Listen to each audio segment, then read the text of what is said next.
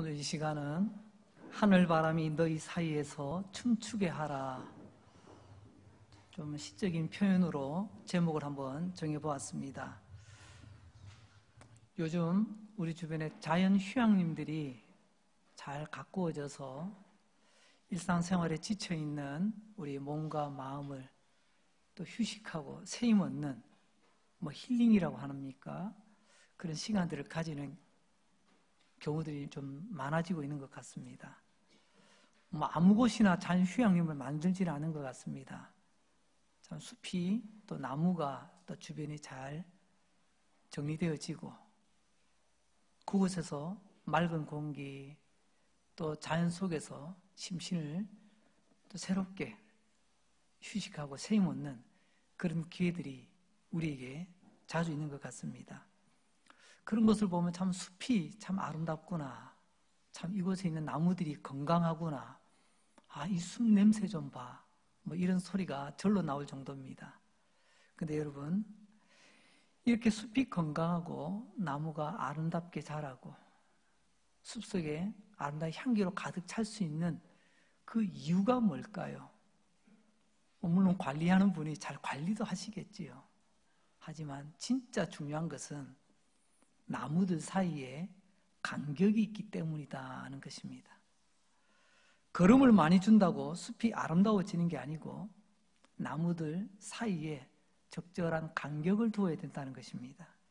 이 나무 저 나무 사이에 충분한 간격이 있을 때 그 사이로 바람이 지나가고 그 사이에서 하늘의 햇볕이 구석구석 내리쬐며 그 숲은 건강하게 아름답게 세워져 가는 것 같습니다. 우리는 가정에서 아내에게, 남편에게, 때로는 자식, 그리고 우리 형제들에게 자꾸만 거름을 부을 때가 있습니다. 아니, 거름만 붓고 내 할 일 다 했다라고 할 때가 있습니다. 하지만 거름보다 더 중요한 것이 간격이라는 것을 오늘 말씀을 드리고자 합니다. 우리 가정은 숲과 같습니다. 가정이라는 숲에는 가족이라고 하는 식구들, 가족이라는 나무가 모여서 가정을 이루게 되죠. 아빠와 엄마라는 나무, 아들과 딸이라는 나무, 때로는 며느리, 사위라는 나무, 이런 많은 나무들이 모여서 가정을 숲처럼 이루게 됩니다. 오늘 저는 이런 생각을 가지고 몇 가지 말씀을 드리려고 합니다. 첫째, 가족 사이에는요, 간격이 필요하고 또 그 간격을 유지해야 된다는 것입니다. 그리고 나가 아닌 다른 사람들, 너가 함께 모여서 우리라고 하는 가족을 이루고 있지 않습니까? 우리는 가족이기 전에 우리 식구들은 각각의 개인입니다. 각각의 인간이라는 말이죠. 아버지도 아버지이기 전에 각각의 인간이요. 어머니도, 남편도 아내도 아이들도 마찬가지입니다. 가족이기 전에 각각의 인간이다. 여기서 각각의 인간이라는 말은 각각의 자리가 있고 각각의 위치가 있다는 것입니다. 각자의 책임이 있다는 말이죠. 그리고 더 나아가서 각각의 인간이라는 말은 같은 울타리 안에 있을지라도 서로 다르다는 것입니다. 사랑하는 가족이지만 나와 성향이 똑같은 가족, 비슷해 보일 수는 있어도 여러분 완벽하게 똑같을 수는 없습니다. 심지어는 여러분 똑같은 모습으로 태어난 일란성 쌍둥이도 다르더라고요. 가족이라는 숲속에서 각각 다른 나무들이 살아가고 있다. 우리 가정의 달을 맞이해서 특별히 오늘 부부주의를 맞이해서 우리가 먼저 염두에 두며 말씀을 전하려고 합니다. 여러분 어린 시절 미술 시간에 꼭 필수로 챙겨갔던 크레파스 아시죠? 지금은 크레파스 만질 일이 거의 없는 것 같습니다.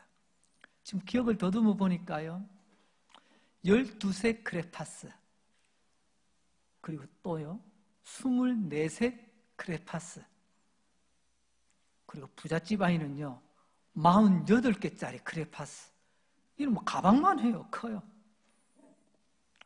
그런데 여러분, 한 통에 들어있지만 뚜껑을 열어보면요 각자의 자리가 있습니다.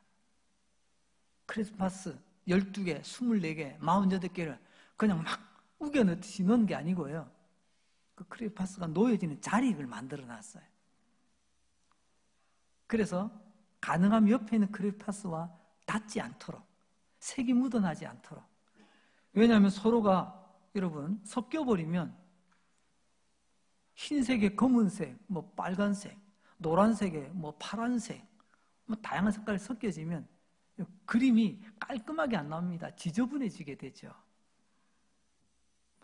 우리 가족이 건강하려면 서로의 간격이 필요하다는 것을 그 크레파스 통을 보면 알 수가 있습니다. 걸음보다 더 중요한 게 간격이죠. 좀 이상하게 들릴 수 있겠지만 어떤 분은 목사님 지금 무슨 말씀하시냐고, 가족은 똘똘 뭉쳐야 되는 것 아닙니까? 여러분, 똘똘 뭉친다는 것과 간격이라는 말, 이건 똑같은 자리에서 보는 게 아니고 이 차원이 좀 다릅니다. 반대로 말하자면 가족 간에 간격이 없는 것을 뭐라고 부를까요? 가족 간에 간격이 없어요. 딱 밀착이 되어 있습니다. 여러분, 밀착되어 있기 때문에 집착하는 겁니다. 멀리 떨어져 있는 거 집착 안 해요. 내 곁에 딱 붙어 있기 때문에 우리는 집착을 하는 겁니다. 그리고 집착하기 때문에 내가 속박하려고 들죠. 내 손 안에 들려고 하죠. 집착은 가족 간의 간격을 인정하지 않는 것, 거기서부터 시작이 됩니다. 너는 나처럼 돼야 돼. 넌 내 생각처럼 움직여야 돼. 이게 집착의 현상이죠. 그래서 집착하는 가족은요, 밖에서 볼 때는 어이구 똘똘 뭉쳐있네 라고 보여지겠지만 실상 가족 구성원 한 사람 한 사람은요 참 힘듭니다. 보이지 않는 마음에 병을 안고 있어요.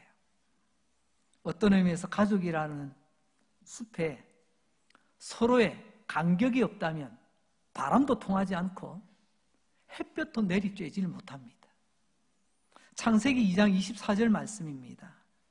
하나님 우리에게 이렇게 말씀하시는데요, 이러므로 남자가 부모를 떠나 그의 아내와 합하여 둘이 한 몸을 이룰지로다.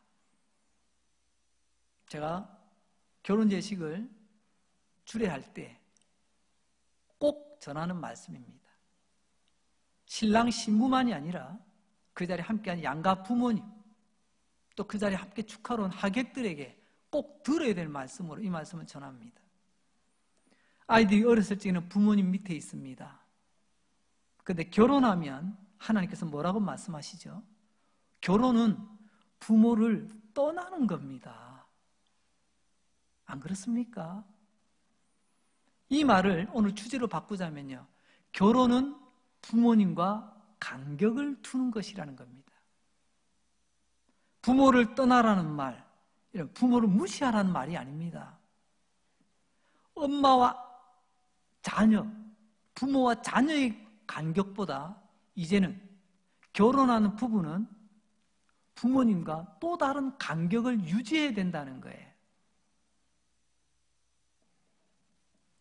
이번 주간, 아니 지난 주간이네요, 우리 교회 제자반, 사역반 훈련 중에 이 말씀과 함께 두 가지 사례를 들어서 한번 잠시 대화를 나눈 적이 있습니다. 지금 5월 달에 방송국에서 아주 재미난 주제를, 재미나니까 좀 그러네, 좀 가슴 아픈 주제 두 가지를 뽑았는데 우리 제자반, 사역반을 영상으로 보았지만 여러분들에게는 구두로 정하겠습니다. 한 사례입니다. 첫 번째 사례. 결혼 시작부터 독립하여 결혼 생활하고 또 부모님도 잘 섬기고 하던 그 가정에 어느 날 갑자기 시어머니께서 얘야, 너희 집에 나 들어가서 살고 싶다. 합가하자는 겁니다. 나 그냥 사는 거 아니야. 방세 한 달에 80만 원씩 줄게. 여러분, 시어머니께서 들어오시겠답니다. 아들은 뭐 가까이 하면 좋죠. 방세도 주신다. 경제적으로 도움이 되고. 그러나 며느리 얼굴은 전혀 다르더라고요. 근데 두 번째 사례, 이건 또 정반대입니다. 똑같이 결혼 시작부터 분가하여 독립하여 생활하고 있었는데 어느 날 장모님께서 아이고 우리 손주들도 보는 게 너무 좋아. 안 되겠다. 나 너희 집에 와서 같이 살게. 나 방세 낼게. 내가 아이들 다 봐줄게. 그래서 이번에는요, 사위의 얼굴빛이 달라졌습니다. 그 두 가정에 결국에는요, 이혼이라는 단어가 오고 가기 시작했습니다. 이게 우리 지금 주변의 현실이거든요. 왜 그랬을까요? 오늘 조금 전에 말씀드린 것처럼 결혼한 이후부터 결혼 이전과는 달라지는 것이 있는데 부모를 떠나 부모와 이제 결혼한 우리 가정과의 여러분 간격을 유지하지 못했을 때 부부 사이에 합의되지 않았던 그런 일이 추진될 때 한쪽에서는 아내가 한쪽에서는 남편이 그렇게 힘들어하는 모습 보게 되었습니다. 오늘 하나님 말씀하십니다. 부모를 떠나 지금까지는 다른 간격을 유지하라는 거죠. 그리고 부부가 한 몸이 되어라. 이제 부부는 하나라는 말씀이죠. 남편 욕은 곧 내 욕입니다. 왜? 우리는 한 몸이니까. 아내 욕은 내 욕입니다. 왜? 한 몸이니까. 하나님은 그걸 결혼의 원리로 말씀하셨거든요. 어느 사회학자가 이런 표현을 썼습니다. 굉장히 인상 깊어서 여러분들이 한번 표현해 봅니다. 가족은 우량가족과 불량가족으로 나눌 수 있다. 아니 가족이 물건입니까? 우량품, 불량품 가능해요. 그런데 이 사회학자는 이렇게 한번 용어를 한번 쓴 것 같아요. 우량가족, 누가 봐도 건강한 가족이죠. 근데 불량가족은요, 어딘가 모르게 아픈 가족, 뭔가 부족한 가족을 말하고 있습니다. 불량가족의 가장 대표적인 특징이 뭐냐? 재미나게 표현했더라고요. 징글징글하게 밀착되어 있는 가족이다. 앞에 왜 징글징글이라는 말을 붙였을까? 너무 붙어 있다는 겁니다, 가족들이. 가족이라는 이름으로 말입니다. 그러다 보니까 밀착은 곧 집착이 되고 집착은 곧 소유로 바뀝니다. 소유는 곧 내 뜻대로 조종하고 싶어 합니다. 그 집에서 가장 발언권 있는 분, 때로는 연장자 되시는 분, 때로는 경제권 있는 분이, 때로는 어떤 사람이. 그래서 너무 밀착되어 있는 집은요, 이런 폐해가 생기게 된다는 거죠.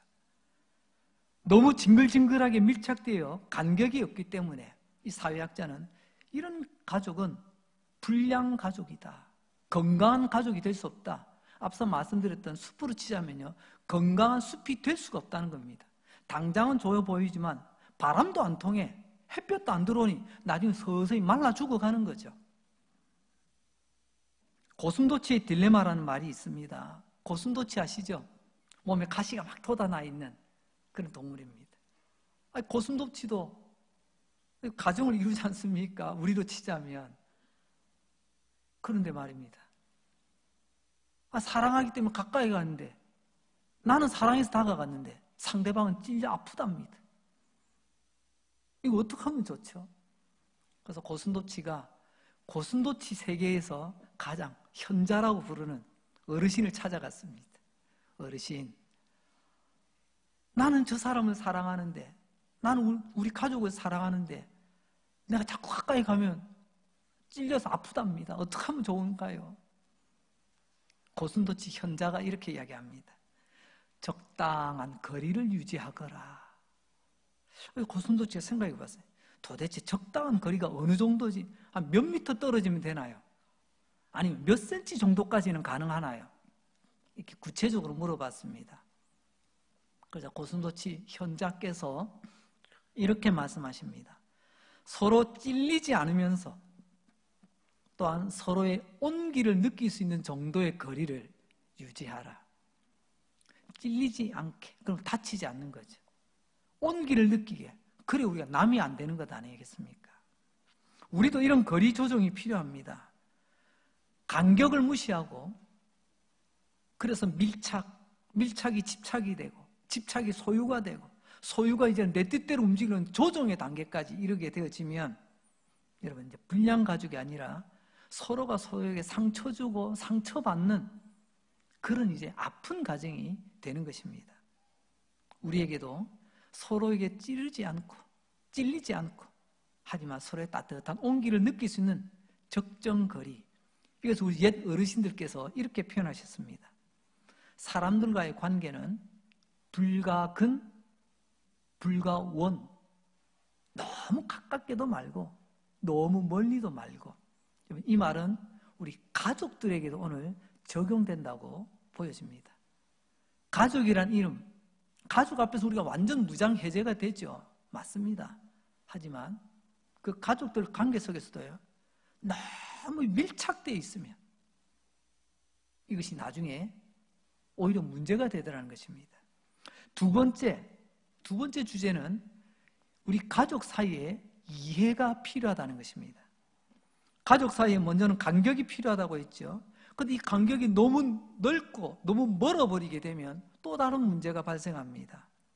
그래서 이때 필요한 것이 이해라는 것입니다.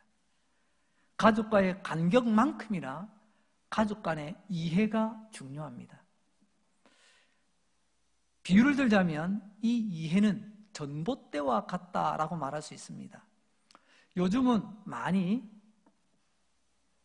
부분들이 개선이 되어져서 지중화 작업 해가지고 이제 전봇대가 이제 많이 사라져가고 있습니다.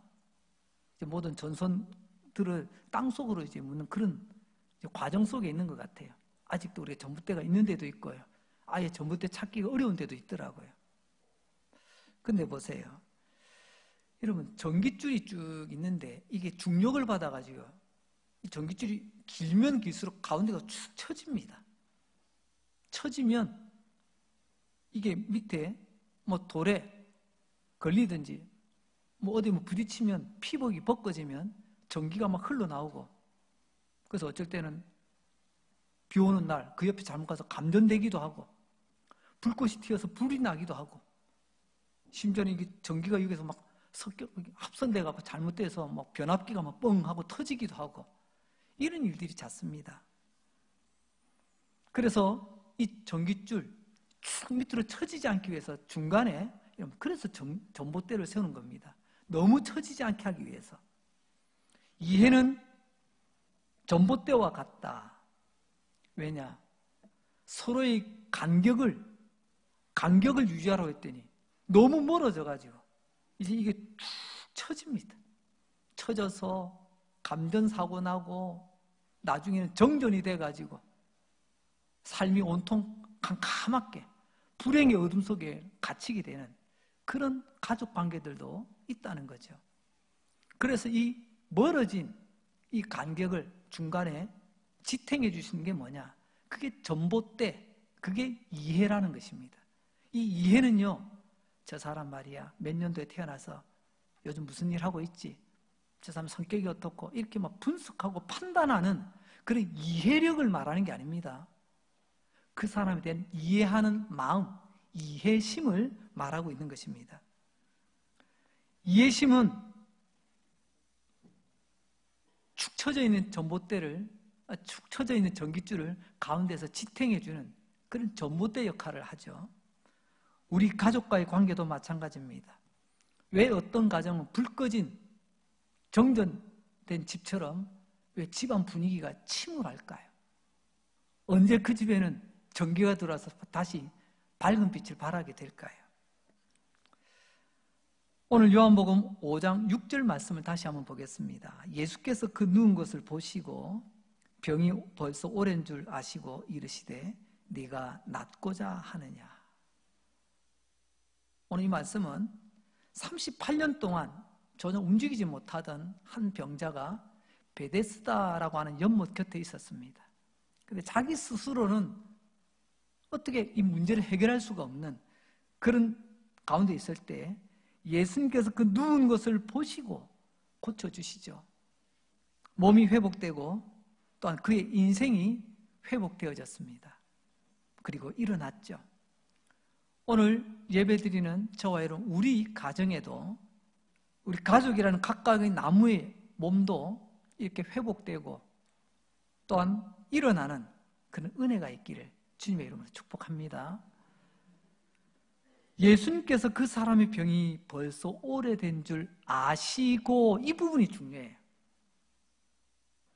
이 사람이 얼마나 힘들고 어렵고 괴로운 세월을 살아왔는지 예수님이 아신답니다.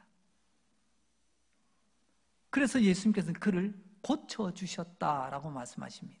여기서 아신다, 이 아신다는 말이 헬라어로 기노스코라고 하는데요, 우리말로 해석을 하자면 가장 대표적으로 안다, 지식, 이런 의미도 있고요. 또 한편으로는요, 이해한다, 이해라고도 번역이 가능합니다.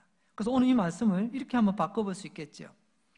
예수님은 지난 38년 동안 병으로 고생하는, 인생이 그야말로 멈춰버린 그 사람에게 예수님께서는 그의 형편을 기노스코, 아시고 이해하시고, 즉 이해의 전봇대를 세워 그의 인생에 정견이라고 하는 어둠의 불행에서 벗어나게 해주셨다는 것입니다. 예수님이 그를 이해하셨다. 예수님의 이 이해심을 우리는 다른 말로 예수님의 마음이라고 표현합니다. 거꾸로 말하자면 예수님께서 이 38년 된 병자를 이해하지 않으셨다면 이 사람은 여전히 어둠의 정전 속에서 그냥 머물러 있을 것입니다. 이해의 전봇대가 세워지기 전까지는 그는 38년 동안 살아왔던 삶을 앞으로도 38년 또 그렇게 살아가게 될 것입니다. 생각해 보십시오. 우리가 가족이라는 이름으로 살아가는 이유가 모두 내 생각하고 똑같고 나하고 입맛이 맞고 나하고 모든 것이 딱딱 맞아 떨어져서 역시 우리는 가족이야, 그러면서 함께 모여 사나요? 앞서 말씀드린 것처럼 크레파스라고 하는 집 안에 48개 각기 다른 색을 지닌 크레파스가 있는 것처럼 우리는 한 가정 안에 있지만 각자의 삶의 색깔이 다 다릅니다. 그래서 가족 사이에도 절대로 뛰어놀 수 없는 간격이 있다는 것을 우리는 먼저 인정해야 됩니다. 조금 불편해도 내 가족, 내 부모, 내 자식,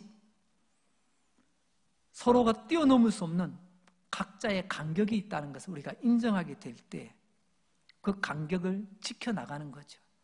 근데 어느 순간부터 이 간격이 적정 간격이 되지 못하고 우리 점점 멀어지게 된다면 서로의 관계가 서운해지겠죠. 얼마나 멀어지면 나중에는 여러분 피를 나눈 가족보다 옆에 사는 이웃이 오히려 더 낫다, 그런 말이 나오겠습니까? 세월이 흘러서 멀어지는 경우도 있고 때로는 내가 약한 부분이 있어, 나의 부족함, 나의 돌이킬 수 없는 큰 실수 때문에 서로에게 큰 실망과 상처를 남기고 점점 거리가 멀어지는 그런 경우도 있을 것입니다. 그래서 이런 가족 사이에 벌어진 이 간격, 더 이상 멀어지지 않도록, 더 이상 정전되지 않도록 중간에 이해심이라고 하는 전봇대를 세워야 된다는 것입니다. 이게 무너지면 다시 합선되거나 정전되어 다시 어둠 속으로 빨려 들어가게 되겠지요. 오늘 본문 베드로전서 3장 7절 말씀은 바로 그걸 우리에게 말씀하십니다. 남편들아, 이와 같이 지식을 따라 귀하게 여기라. 이 7절의 말씀의 핵심이거든요. 그냥 내 감정대로 하는 게 아닙니다. 내가 지금까지 해왔던 대로 또다시 반복하는 게 아닙니다. 바로 알라는 것입니다. 바로 알고 바로 사랑하고, 이게 가정입니다. 이게 부부예요. 자, 또 우리 신랑 신부들을 앞에 세워놓고 주님의 말씀을 전할 때 또 이런 표현을 또 합니다. 국어 사전에 있는 건 아니지만 저는 이렇게 해석을 해서 적용합니다. 부부는 앞으로 서로 가르치려고 하지 마세요. 여러분, 가르치는 부부치고 행복한 부부 없습니다. 그럼 어떻게 해요? 부부는 배우는 사람, 배우자가 돼야 됩니다. 이해되시죠? 남편이 아내 가르치려고 해보세요. 그 가정은 조금 있으면 더 큰 소리가 날 겁니다. 아내가 남편을 가르치려고 해보세요. 마찬가지입니다. 하지만 서로를 배워가려고 할 때 큰 소리는 작은 소리로, 짜증나던 소리가 행복한 노래로 바뀌게 될 것입니다. 여기서 지식을 따라라고 말씀했는데요. 이 지식을 따라, 이 말은 헬라어로 카타, 그노시스, 이 두 말이 연결되어 있습니다. 이 말은 영어로 in understanding way, 우리말로 쉽게 표현하자면 이해의 방식으로, 이해하는 쪽으로, 이해하라는 것입니다. 아내와 같이 사는 거, 지금까지 몇십 년 같이 살아왔는데 지금까지 해왔던 방식대로 굴러가는 것이 아니고요. 우리가 살아가는 방법, 서로를 이해함으로 이해심의 전봇대를 세워 나가라고 말씀합니다. 이 이해심의 전봇대가 얼마나 중요한지, 여러분, 그 이해심을 우리는 다른 말로 사랑이라고 합니다. 이해하지 못하는 것을 사랑이라고 표현한다면 그거는 어설픈 사랑 또는 가짜 사랑일 것입니다. 여보 사랑해, 얘들아 사랑한다. 우리가 사랑이라는 표현을 했을 때는요, 나는 당신을 이해합니다, 이해하겠습니다, 이게 깔려있는 것 아닌가요? 내가 이해하지 못하기 때문에 여러분 사랑하지 못하는 것. 가족은 여러분 믿음으로 사는 게 아닙니다. 하나님과 우리 사이의 관계는 믿음이에요. 그러나 가족은요, 믿음이 아니고 이해입니다. 근데 어떤 때는 이게 거꾸로 되는 경우가 있어요. 하나님과 나 사이를 이해관계라고 생각합니다. 내가 이해되는 만큼 하나님 믿는다고. 내가 이해 안 되면 아니 나 하나님 안 믿어요, 난 싫어요. 하나님은 이해의 대상이 아닙니다. 우리 믿음의 대상이에요. 가족은요, 가족은 자꾸 믿으려고 하니까 내가 당신을 믿은 당신 나한테 어떻게 이럴 수 있냐고. 첫 단추가 잘못된 겁니다. 가족은 이해하는 거예요. 때론 넘어지고 실수하고 실패할지라도 이해하면서 가는 게 그게 가족 아닙니까? 나는 당신을 믿었는데 어떻게 이럴 수 있냐고 그러다가 다 깨지잖아요. 다시 한번 정리합니다. 하나님과의 관계는 뭐라고요? 믿음이고요. 가족과의 관계는 이해입니다. 세 번째 주제입니다. 가족 사이에 간격도 필요하고 이해도 필요한데, 세 번째는요, 가족 사이에 예의를 지켜야 합니다. 우리 가끔 그런 경우 있죠. 친하다고 조금 과한 농담을, 때는 과한 행동을 취할 때가 있습니다. 그럼 이제 상대방은요, 받는 쪽에서는 좀 심하다 싶어서 얼굴이 좀 굳어지고 조금 너 왜 그래? 이것도 짜증 섞인 그런 반응을 할 때가 있습니다. 그러면 그 농담을 걸어오고 장난을 걸어왔던 그 친구는 오히려 자기가 더 버럭 화를 내면서 친한 사이에 그럴 수도 있지, 우리 가족끼리 좀 그럴 수 있지, 이렇게 오히려 버럭하는 경우가 있습니다. 이게 맞는 것 같지만 절반이 맞습니다. 가까운 사람끼리 남들이 못하는 그런 정도의 농담과 장난을 칠 수 있겠죠. 하지만 이 사람이 모르는 게 있습니다. 가까운 사이일수록 절제되는 간격이 필요합니다. 막 아무렇게나 넘나드는 간격이 아니고요, 가까운 사이일수록 절제되는 간격, 이걸 다른 말로 말하면 예의라고 말하는 거예요. 내가 하고 싶은데 함부로 대하는 것은 예의가 없는 겁니다. 가깝기 때문에, 사랑하기 때문에, 가족이기 때문에 여러분 절제된 간격을 지켜주는 것, 그게 예의거든요. 가족은 가깝고 귀하기 때문에 여러분 그렇기 때문에 더더욱 서로 간에 예의가 필요한 겁니다. 근데 우리는 거꾸로 하죠.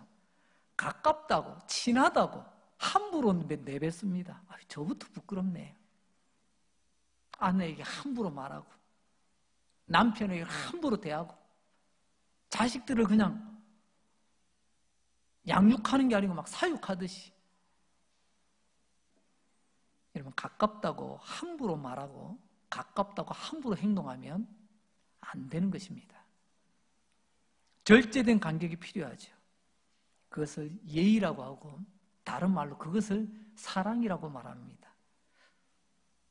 목사님, 그게 정말인가요? 네. 하나님께서 우리에게 그렇게 말씀하셨습니다. 여러분, 고린도전서 13장 5절 말씀을 공동 번역 성경으로 이렇게 번역이 되어 있습니다. 이 부분은 같이 한번 읽어보도록 합시다. 시작. 사랑은 무례하지 않습니다. 이건 저의 이야기가 아닙니다. 이건 누구의 이야기죠? 하나님의 말씀이에요. 하나님께서 말씀하십니다. 사랑은 무례한 게 아니랍니다. 근데 우리는 어떻습니까? 내가 옳다 싶으면, 때로 내가 친하다 싶으면 그냥 마구 내뱉습니다. 마구 표현합니다. 그건 사랑이 아닙니다. 무례라는 말, 예의가 없다 그 뜻 아닙니까? 무례, 없을물, 예의에. 아무리 가까워도 사랑은 무례히 행치 않는다. 무례하게 행하지 않는다고 합니다. 오늘 주제를 말하자면 사랑은 예의를 갖추는 거예요. 아무리 가까운 관계를 할지라도 서로가 지켜야 될 예의가 있다는 거죠.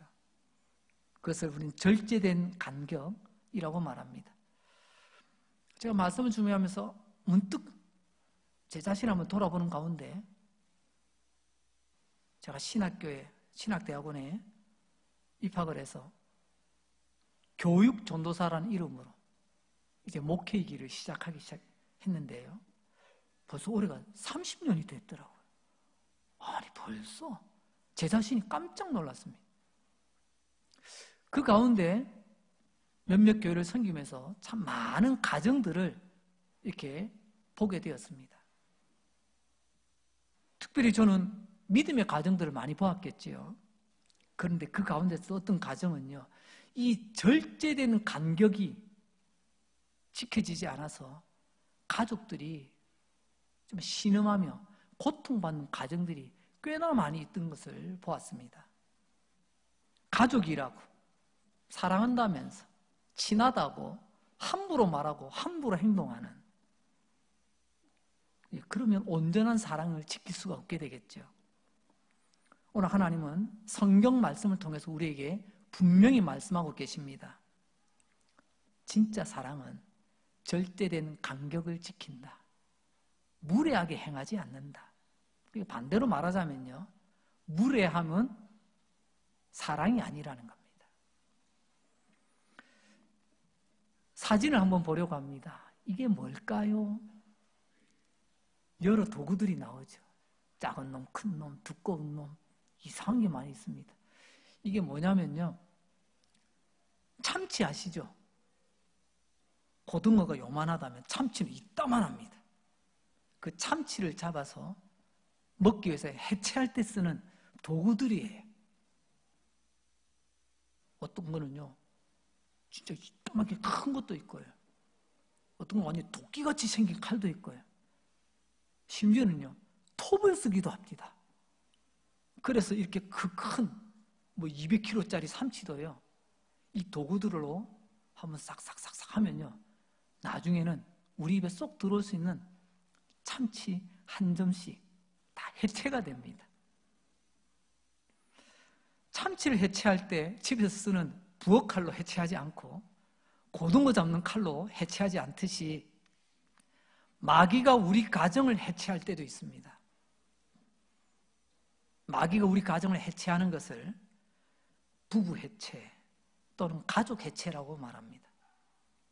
그렇다면 마귀가 우리 가족을 해체할 때 쓰는 전용 칼이 뭘까요?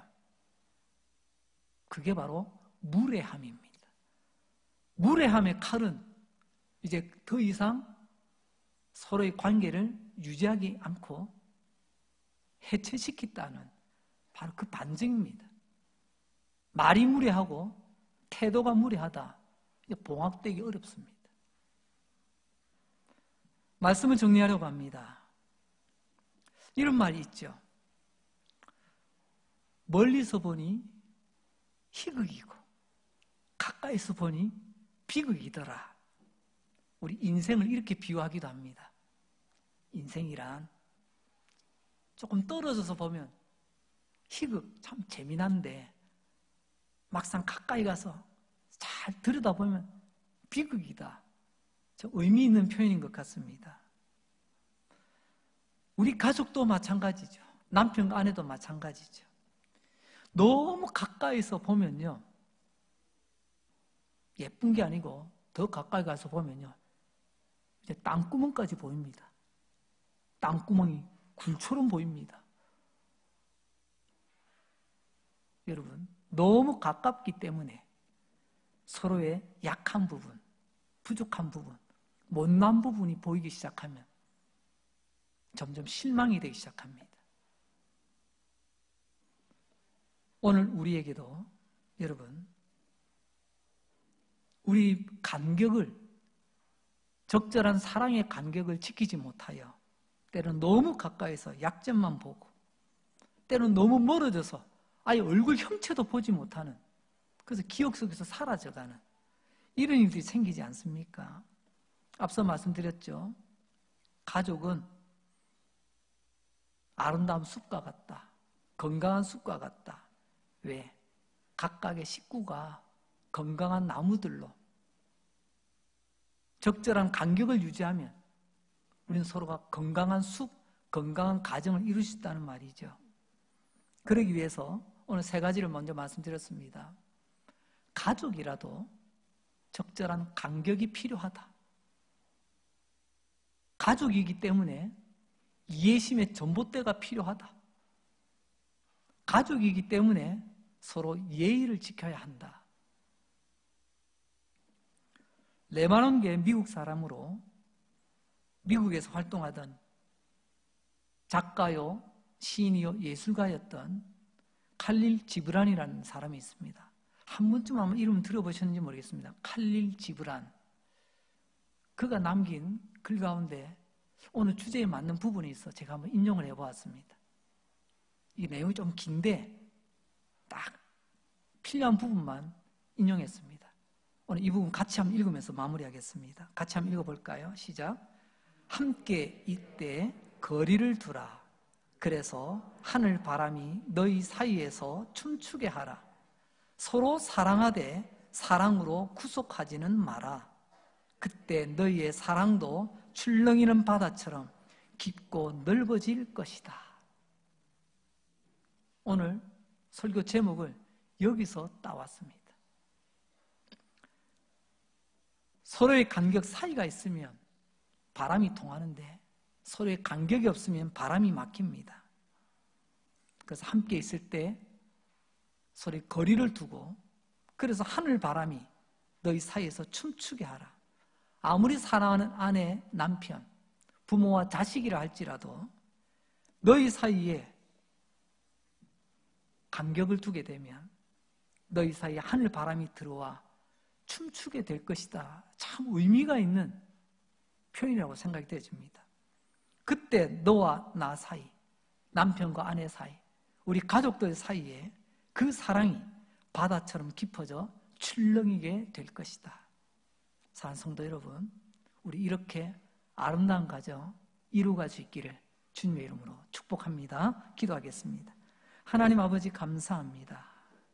지난 세월 말씀 앞에서 잘못 살았던 것 보게 하시고 깨닫게 해주시니 감사합니다. 참 부끄럽지만 남편답지 못하고 아내답지 못하고 때로는 자식도 도리도 못하고 부모로서 제대로 역할을 감당하지 못했던 우리 지난날의 부끄러운 모습 회개합니다. 특별히 가족 간의 간격을 지키지 못하고 이해해주지 못하고 예의를 지키지 못하였던, 그래서 함부로 말하고 함부로 대했던 지난 세월 회개하오니 용서하여 주시옵소서. 이제 우리 가족 사이에 하늘 바람이 들어와 춤출 수 있는 거리를 만들게 하여 주옵소서. 그래서 우리 가정에 가족의 사랑이 바다처럼 깊어져 출렁이게 하여 주시옵소서. 오늘 주신 말씀을 통하여 우리 가정이 회복되고 가족들이 함께 손을 잡고 복되게 걸어가는 행복한 가정들로 세워지게 하여 주시옵소서. 성도들의 가정에 은혜를 베푸시고 우리 성도들의 부모님과 자녀들에게도 축복하여 주시옵소서. 우리의 아픈 마음 만져주시고 우리의 부족한 삶 하나님 채워주시고 우리 주님 역사하시면 능치 못한 일이 없을 줄로 아오니 주님 역사하셔서 우리의 모든 정전으로 어두워진 삶의 부분이 주님의 은혜의 빛으로 가득 채워질 수 있도록 주님 도와주시옵소서. 예수님 이름으로 기도합니다. 아멘.